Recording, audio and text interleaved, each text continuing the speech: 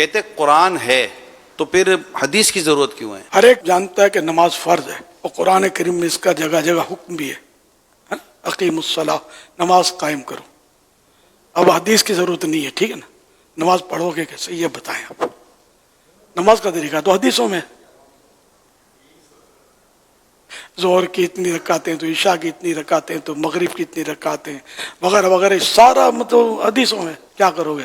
زکوٰۃ کس طرح دینی ہے، کس کو دینی ہے، روزے کے باریک باریک مسائل، اس سے ٹوٹے گا، اس سے نہیں ٹوٹے گا، یہ سب باریکیاں سب حدیثوں سے ملیں گی۔ حدیث کے بغیر تو ہم قدم بھی نہیں اٹھا سکتے، اور ہم حدیث کو بھی نہیں سمجھ سکتے، یہ بھی بتا دوں۔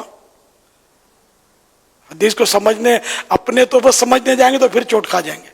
اس میں علماء کی محتاجی رہے گی، علماء کی تو جنت میں بھی محتاجی ہے، ہاں جنت میں بھی۔ یہاں علماء کے بغیر کوئی بولے کہ میں چل لوں تو یہ اپنے طور پر پاؤں سے تو چل رہا ہے، لیکن اس کا رخ جہنم کی طرف ہے، جنت کی طرف نہیں ہے۔ جنت کا راستہ علماء بتائیں گے، باقی اپنے طور پر نہیں ملے گا، یہ صاف بولتا ہوں۔ جنت میں بھی علماء کی ضرورت پڑے گی، انہیں اللہ پاک جب حدیثوں میں ہی ہے، اللہ پاک فرمائے گا کہ مانگو کیا مانگتے ہو، تو یہ علماء سے عرض کریں گے کہ آپ بتائیں ہم کیا مانگے، تو علماء ارشاد فرمائیں گے یہ مانگو وہ مانگو۔ آپ پڑھیں حدیث، حدیث کی بھی ضرورت ہے، فقہ کی بھی ضرورت ہے، تفاسیر کی بھی ضرورت ہے، شروحات حدیثوں کی ہے اس کی بھی ضرورت ہے، اور علماء کی بھی ضرورت ہے۔ علماء کے بغیر تو قدم اٹھا ہی نہیں سکتے ہم۔ جو لوگ بات میں علماء کو لتاڑتے رہتے ہیں اور برا بھلا بولتے رہتے ہیں نا، یہ واقعی یعنی کہ جہنم کی طرف جا رہے ہیں، جہنم کی طرف جا رہے ہیں، ان کو پلٹ کر آنا چاہیے۔ علماء کے قدموں میں پڑے رہو گے تو جنت ملے گی، اور وایا مدینہ انشاءاللہ باغ جنت میں محمد مسکراتے جائیں گے، پھول رحمت کے جھڑیں گے، ہم اٹھاتے جائیں گے انشاءاللہ عز و جل۔ قرآن مجید فرقان حمید نے بیشتر مقامات پر نبی کریم صلی اللہ علیہ وسلم کی اطاعت کا حکم دیا، اور قرآن کو حضور اکرم صلی اللہ علیہ وسلم کی احادیث کے بغیر سمجھنا یہ انتہائی مشکل امر ہے، اور کئی مقام جو ہے وہ سمجھے ہی نہیں جا سکتے۔ قرآن پاک میں اللہ تبارک و تعالی نے یہ ارشاد فرمایا وَأَنزَلْنَا إِلَيْكَ الذِّكْرَ لِتُبَيِّنَ لِلنَّاسِ، یعنی ہم نے آپ پر یہ قرآن اتارا ہے تاکہ آپ لوگوں کے سامنے اس کو واضح فرما دیں۔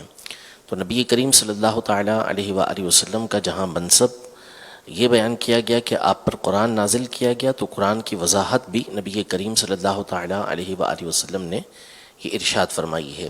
قرآن پاک میں فرمایا وَمَا آتَاكُمُ الرَّسُولُ فَخُذُوهُ وَمَا نَهَاكُمْ عَنْهُ فَانْتَهُوا، جو تمہیں رسول اللہ دیں وہ لے لو، اور جس سے منع کریں اس سے رک جاؤ۔ ایک خاتون نے ایک مسئلہ دریافت کیا، تو حضرت عبداللہ بن مسعود رضی اللہ تعالی عنہ نے اس کا جواب یہ دیا کہ قرآن میں اس سے منع کیا گیا، یعنی قرآن اس سے منع کرتا ہے۔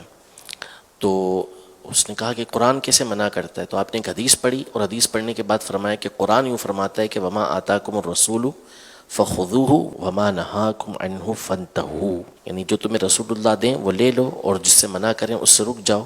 تو حضور علیہ الصلوۃ والسلام نے اس سے منع فرمایا، تو خود قرآن سے یہ بات ثابت ہوتی ہے۔ تو اس پر بہت ساری احادیث طیبہ نبی کریم صلی اللہ علیہ وسلم کے اپنی موجود ہیں کہ ایسا نہ ہو کہ میں تم میں سے کسی ایسے شخص کو پاؤں کہ جو ٹیک لگا کر بٹھا ہوا ہے تخت پر اور کہے کہ مجھے قرآن کافی ہے۔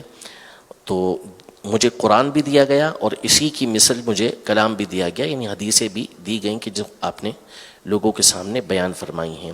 تو قرآن کی کئی آیات ہیں کہ جن کو نبی کریم صلی اللہ تعالیٰ علیہ وآلہ وسلم کی حدیث کے بغیر خود صحابہ اکرام علیہم رضوان کو بعض اوقات اس میں اشتباہ ہوا، اور حضور علیہ الصلوۃ والسلام کی بارگاہ میں حاضر ہوئے تو آپ علیہ الصلوۃ والسلام نے اس کی وضاحت فرمائی۔ مثال کے طور پر قرآن پاک میں اللہ تبارک و تعالی نے ارشاد فرمایا الذین آمنوا ولم یلبسوا ایمانہم بظلم اولئک لہم الامن وہم مہتدون، کہ وہ لوگ کہ جو ایمان لائے اور اپنے ایمان کے ساتھ انہوں نے کوئی ظلم نہیں ملایا۔